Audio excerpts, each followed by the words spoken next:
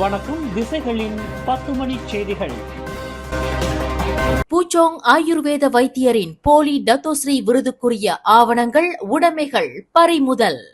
தம்மை மருத்துவர் என்றும் டத்தோஸ்ரீ அந்தஸ்துக்குரியவர் என்றும் கூறிக்கொண்டு பூச்சோங்கில் ஆயுர்வேத மருத்துவ சிகிச்சையை செய்து வந்த வைத்தியரின் வர்த்தக தளத்தில் நேற்று அதிரடி சோதனை மேற்கொள்ளப்பட்டுள்ளது. இந்த சோதனையில் போலி டத்தோஸ்ரீ அந்தஸ்துக்குரிய ஆவணங்கள் மற்றும் பொருட்கள் பறிமுதல் செய்யப்பட்டதாக சிரடாங் மாவட்ட போலீஸ் தலைவர் ACP AA அன்பழகன் தெரிவித்தார்.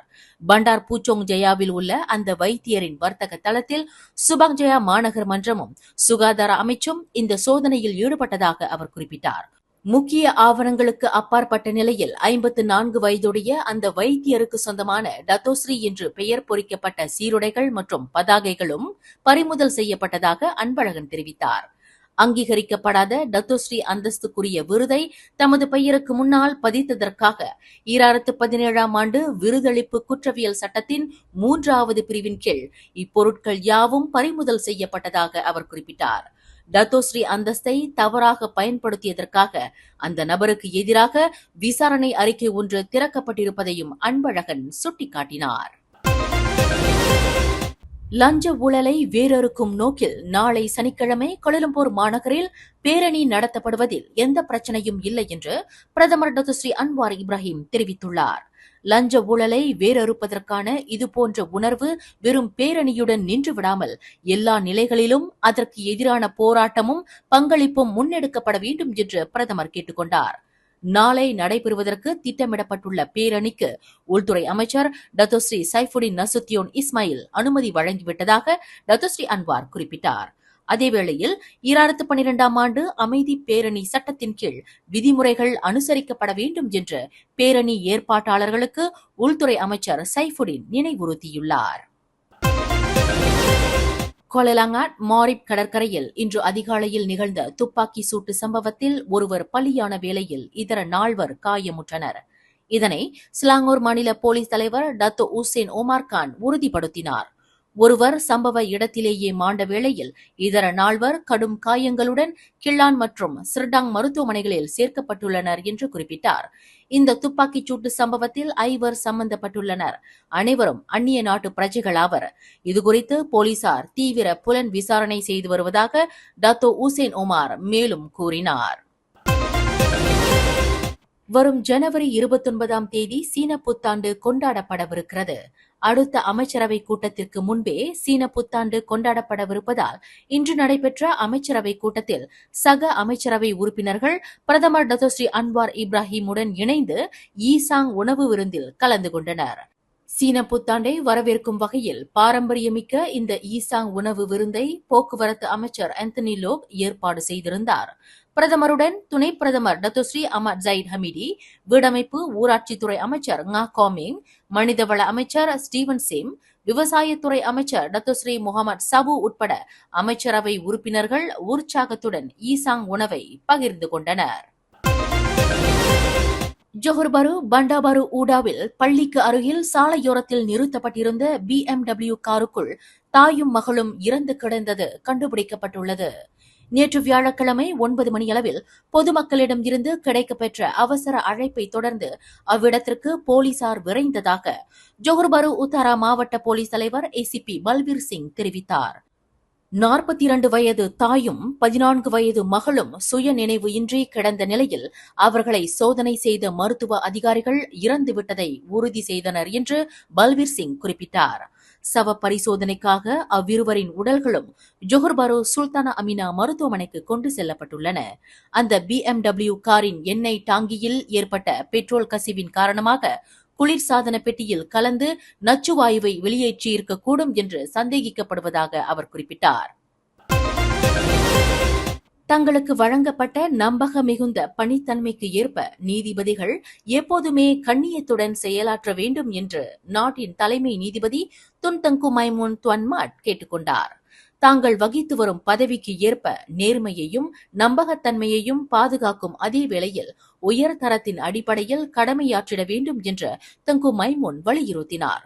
2009ஆம் ஆண்டு நீதிபதிகளுக்கான நெறிமுறை கோட்பாட்டு சாசனத்தில் மிக தெளிவாக கூறப்பட்டிருப்பதைப் போல வழக்குகளில் பாராபட்சம் இன்றி நியாயமாகவும் பொறுப்பாகவும் நீதிபதிகள் கடமையாற்றிட வேண்டும் என்று தலைமை நீதிபதி அறிவுறுத்தினார். இன்று சிரம்பானில் நடைபெற்ற நெகிரி செம்பிலான் வழக்கறிஞர் மன்றத்தின் 60ஆம் ஆண்டு நிறைவு விழாவில் சிறப்பு விருந்தினராக கலந்து கொண்டு உரையாற்றுகையில் துன் மைமூன் மேற்கண்டவாறு கூறினார். கடந்த ஆண்டு ஹோட்டல் ஒன்றுக்கு சொந்தமான 30,000 ரிங்கிட்டிற்கும் அதிகமான தொகையை நம்பிக்கை மோசடி செய்த குற்றத்திற்காக ஹோட்டல் நிர்வாகி ஒருவருக்கு கோலாலம்பூர் செஷன்ஸ் நீதிமன்றம் இன்று 12 மாத சிறை மற்றும் 2 பிறம்படி தண்டனை விதித்தது. 36 வயது சஞ்சீவ் குமார் என்ற அந்த ஹோட்டல் நிர்வாகி கைது செய்யப்பட்ட தினமான ஜனவரி 20ஆம் தேதி முதல் சிறை தண்டனை அமலுக்கு வருவதாக நீதிபதி ஹமீடா முகமது டரில் தமது தீர்ப்பில் தெரிவித்தார். ஹோட்டல் அறைகளுக்கு வாடிக்கையாளர்களிடம் வசூலிக்கப்பட்ட 31,791 ரிங்கிட் 73 காசு நிர்வாகத்தின் வங்கிக் கணக்கில் சேர்க்காமல் அப்பணத்தை சுய தேவைக்கு பயன்படுத்திக் கொண்டது மூலம் நம்பிக்கை மோசடி செய்ததாக சஞ்சீவ்குமார் மீது குற்றம் சுமத்தப்பட்டது. சஞ்சீவ்குமார் கடந்த ஆண்டு ஜனவரிக்கும் பிப்ரவரிக்கும் இடைப்பட்ட காலத்தில் கோலாலம்பூர் புக்கிட் பின்தாங்கில் உள்ள ஒரு ஹோட்டலில் இக்குற்றத்தை புரிந்ததாக அவருக்கு எதிரான குற்றச்சாட்டில் தெரிவிக்கப்பட்டது. குற்றவாளி என்று நிரூபிக்கப்பட்டால் 14 ஆண்டு சிறை மற்றும் அபராதம் விதிக்கும் குற்றவியல் சட்டம் 408 பிரிவின் கீழ் சஞ்சீவ்குமார் குற்றச்சாட்டை எதிர்நோக்கியுள்ளார். வடக்கு தெற்கு நெடுஞ்சாலையில் எதிர்காற்று பலமாக வீசுவதால் வாகன ஓட்டிகள் சற்று கவனமாக வாகனத்தை செலுத்துமாறு தீயணைப்பு மீட்புப் படை கேட்டுக் கொண்டுள்ளது. இந்த எதிர்காற்றில் 2 பகுதிகள் கடுமையாக பாதிக்கப்பட்டுள்ளதாக அது குறிப்பிட்டுள்ளது. நெகிரி செம்பிலான் வழித்தடத்தில் எதிர்காற்று பலமாக வீசுகிறது. இந்த எதிர்காற்று விபத்துக்கு வித்திடக்கூடிய ஆபத்து நிறைந்தது என்பதால் வாகன ஓட்டிகள் மிக விழிப்பாக நெடுஞ்சாலையை பயன்படுத்துமாறு தீயணைப்பு மீட்புப் படையின் பாதுகாப்பு பிரிவு உதவி இயக்குநர் முகமது ஃபைஸ் முயின் முகமது கேட்டுக் கொண்டுள்ளார். கிள்ளான் புலாவ் இண்டாவில் உள்ள உணவு பதப்படுத்தும் தொழிற்சாலையில் ஏற்பட்ட அமோனியா நச்சு வாயு கசிவினால் 4 தொழிலாளர்கள் தீக்காயங்களுக்கு ஆளாகினர். மேலும் 3 மூச்சு திணறலுக்கு இலக்காகினர். இச்சம்பவம் இன்று மதியம் 12 மணியளவில் நிகழ்ந்ததாக தெரிவிக்கப்பட்டது. தகவல் கிடைத்து அத்தொழிற்சாலைக்கு தீயணைப்பு மீட்புப் படையினர் விரைந்ததாக ஸ்லாங்கூர் மாநில உதவி இயக்குநர் அமட் முக்சிஸ் முக்தார் தெரிவித்தார். காயமுற்றவர்கள் கிள்ளான் தங்கு அம்புவான் ரஹீமா மருத்துவமனையில் சேர்க்கப்பட்டுள்ளனர். அமோனியா கசிவுக்கான காரணங்கள் ஆராயப்பட்டு வருவதாக அவர் குறிப்பிட்டார். அறிவியல் தொழில்நுட்பம் புத்தாக்க அமைச்சு மற்றும் மைசா எனப்படும் மலேசிய விண்வெளி நிறுவனத்தின் இணை ஆதரவில் கல்வி அமைச்சின் ஒத்துழைப்போடு 100 நாட்கள் 100 பள்ளிகள் 100 ஆய்வாளர்கள் எனும் கருப்பொருளில் மடானி இளம் விண்வெளி பொறியியலாளர் திட்டம் மிக சிறப்பாக ஏற்பாடு செய்யப்பட்டது. இதில் ஸ்லாங்கூர் சிம்பாங் மோரிப் தமிழ் பள்ளி பங்கு கொண்டது மட்டுமல்லாமல் பந்திங்கில் உள்ள தேசிய விண்வெளி நிறுவனத்திற்கு நேரடி களப்பயணம் மேற்கொண்ட முதல் தமிழ் பள்ளி என்ற பெருமையும் பாராட்டையும் பெற்றது. அறிவியல் தொழில்நுட்பம் புத்தாக்க அமைச்சின் இந்த முன்னோடி திட்டத்தில் கலந்து கொண்ட 100 பள்ளிகளில் சிம்பாங் மோரிப் தமிழ் பள்ளியும் பேரா சங்காட் கிண்டிங் தோட்ட தமிழ் பள்ளியும் அடங்கும். 3 கட்டங்களாக இந்த திட்டம் செயல்படுத்தப்பட்டது. முதற்கட்டமாக மைசாவைச் சேர்ந்த ஆய்வாளர் டாக்டர் கார்த்திகேசு வழிநடத்திய கருத்தரங்கில் சிம்பாங் மோரிப் தமிழ் பள்ளியைச் சேர்ந்த 46 மாணவர்களும் 4 ஆசிரியர்களும் கலந்து கொண்டனர். அதில் விண்வெளி, கோள்கள், செயற்கைக்கோள்கள், அவற்றின் செயல்பாடுகள், விண்கலங்கள் போன்றவை குறித்து விளக்கப்பட்டது.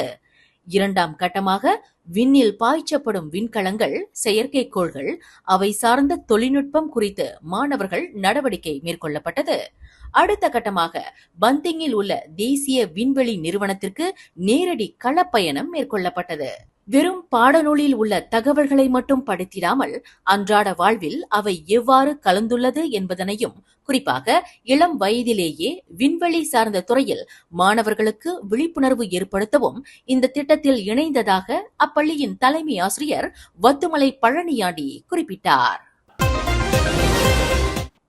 இவ்வாண்டு ஜூலை மாதம் 1 தேதியிலிருந்து பஹாங் மாநிலத்தில் உணவுப் பொட்டலங்களுக்கு பாலிஸ்டிரீன் பயன்படுத்த தடை விதிக்கப்பட்டுள்ளது.